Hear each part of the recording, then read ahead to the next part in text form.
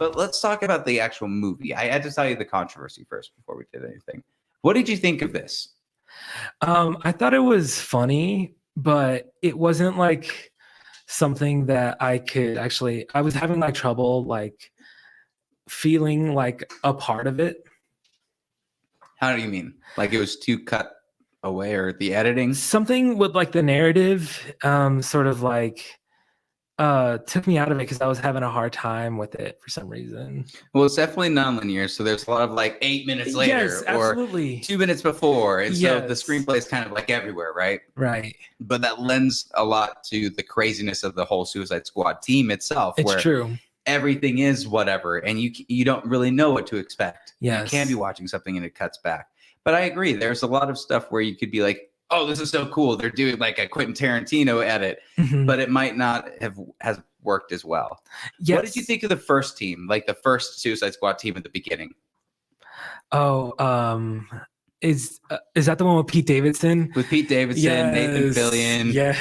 yeah. Fula or Flula, Flula, who's always on Conan. Yes, 100. Dude, we're in sync with that stuff. Who else? You can burp and fart on the show too. We don't care. Oh, okay. Thank you. We're gross people.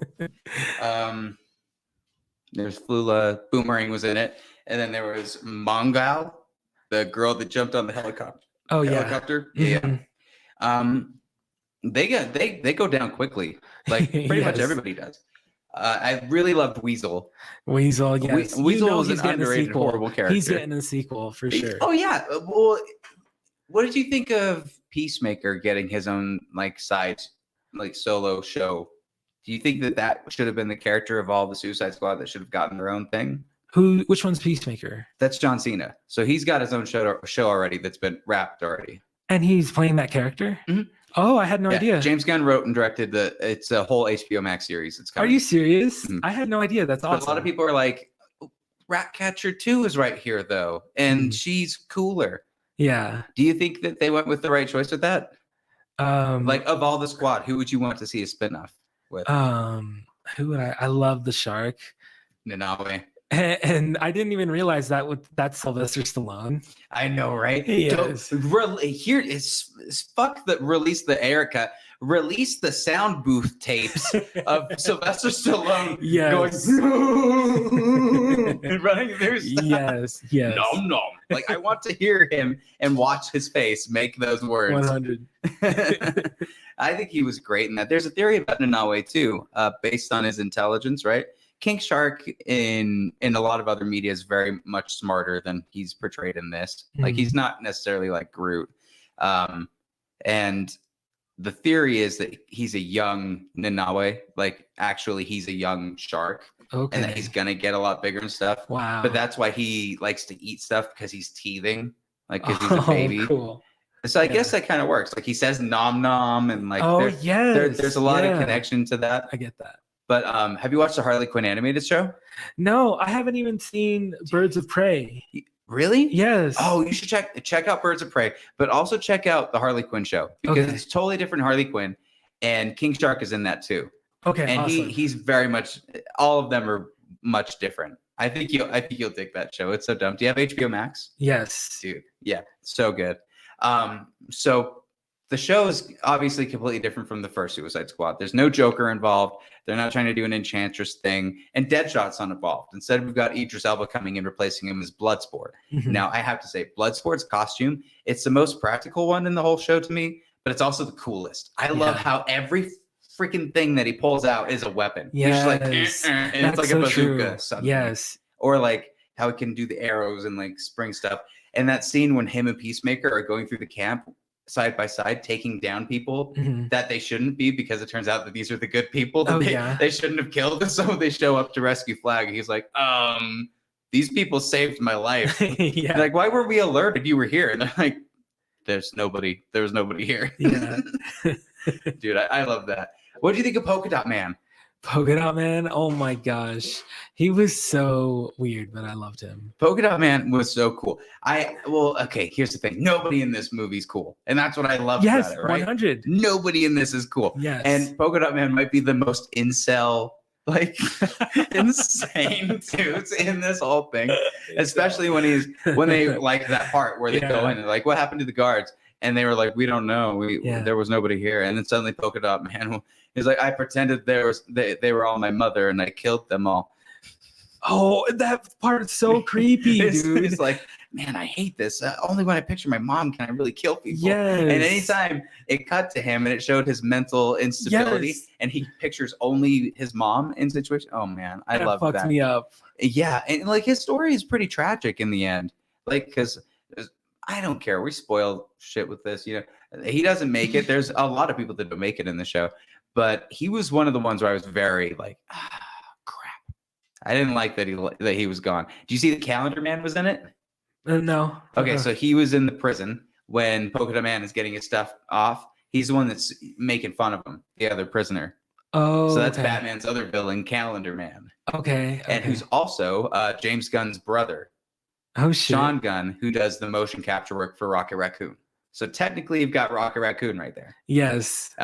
Mantis was featured in this from Guardians of the Galaxy 2 when they go into the club and there's the people dancing. She's the first one. She's front and center. No way. Mm-hmm. Nice. And I love that sequence too, when Polka Dot Man is dancing next to all the people that are his mom. Yes, dude. It just slowly fades away from that. I hated it so much. Every time I'm just like, what is this? That's your mom. Yes. And he looks up and it's just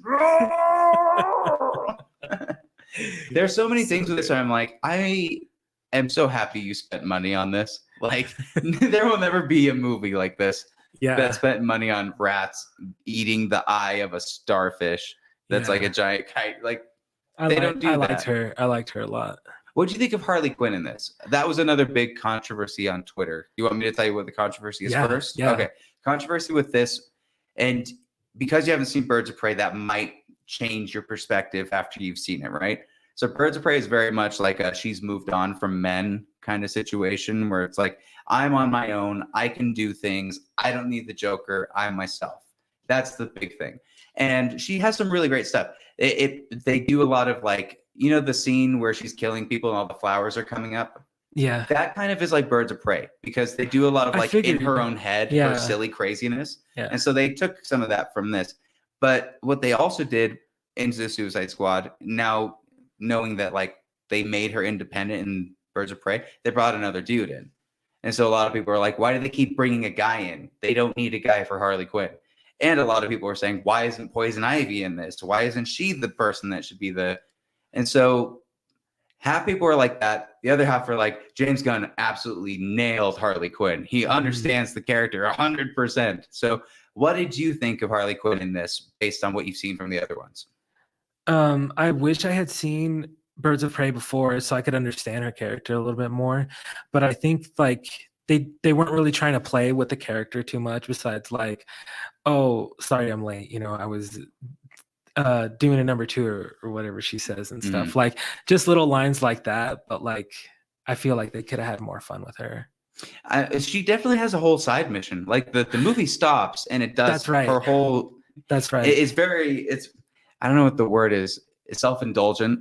Yeah. Where they're like, let's just do this. You know, we want to do this. We're going to focus on this. And it is fun when she starts just wreaking havoc on people and the gunshots and seeing her with the javelin doing things. That was all great. But I agree with you. There wasn't a lot of interplay with the other squad that I think Harley Quinn really works well when she gets to like bounce off of other people as well. And if it did do anything with the relationship stuff, they definitely set it up so that we will get a Poison Ivy eventually. Like, I don't see them trying to get water from this well again. Like, they're not going to keep trying to go back to, she's got another man and he hits her. Like, that can't be the thing that you keep doing. Eventually, she needs to never want to be with another guy. Yeah. And Poison Ivy shows up, which, do you have any thoughts on who could be a good Poison Ivy? Man. No, I have no one in mind. Godzilla? Maybe? No? He's green. I'm trying to see if I thought I had 90 Day Ones. I used to have one.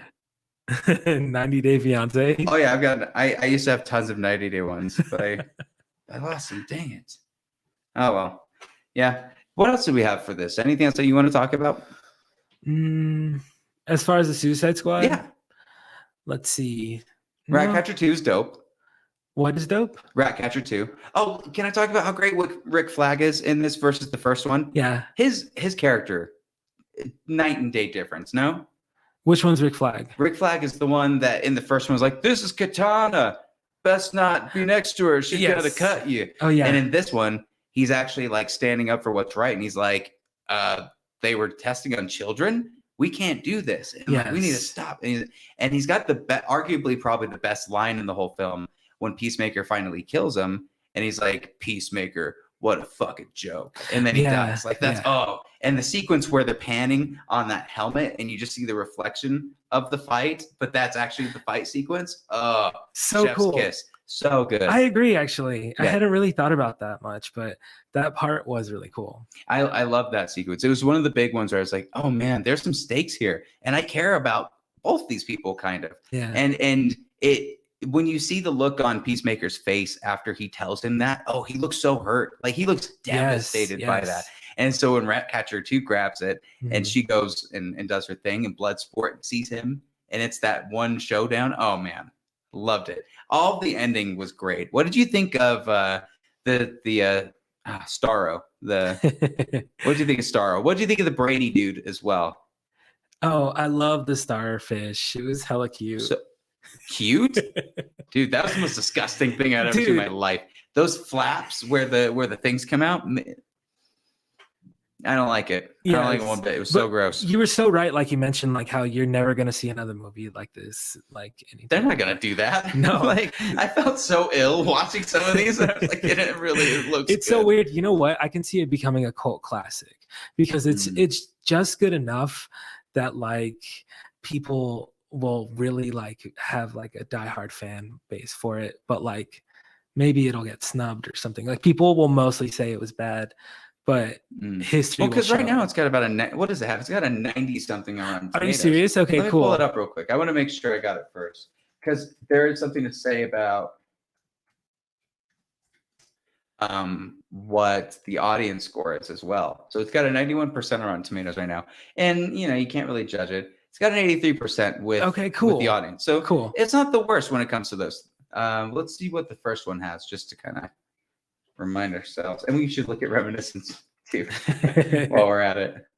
All right, so the Will Smith Suicide Squad, it got a 26% and it got a 59. So this is objectively better on all levels. Absolutely. And it just tells you what an echo chamber Twitter is. Like everybody that's screaming about this, it is not the collective group. And people should be wise to know that when they do the release the air cut, they're really just screaming at each other and liking each other's posts. It's just it's a circle jerk. Yeah. More than anything, But let's what was the oh wow. Reminiscence got a 35% on Rotten Tomatoes. We were very nice to it. And it's not a lot of people have seen it either. So it's not a lot of a critics rating. Yeah, I don't want to call any critics out specifically in case someone's like, this is my favorite movie. I'm going to get the. Yeah. It's kind of true. There's a lot of stuff in this. What were the other movies that we were? Well, Green Knight. You didn't like Green Knight. That was the one that actually threw everybody because you were smiling. You're like, yeah, that was bullshit. I was like, whoa, that's not what I thought. Oh, man. Do you have a favorite this year so far? A favorite? Favorite movie of the year. What is Fonz's favorite movie of the year so far? I've been keeping track. You look that up. I'm going to keep going through this. Well, I want to recommend to you a movie called Coda. Have you heard about this movie? No. Do you have Apple TV? Yes. Okay, dude. First of all, Apple TV is the best deal right now for streaming. For $5, you get Ted Lasso, you get For All Mankind, you get Coda. All like a Sofia Coppola film is up there right now. There's all kinds of stuff. But Coda is my number one of the year. And it's been my number one since January. It came out this year. Came out during Sundance in January. And not this week, but last weekend it came out on Apple TV. Go watch it, dude.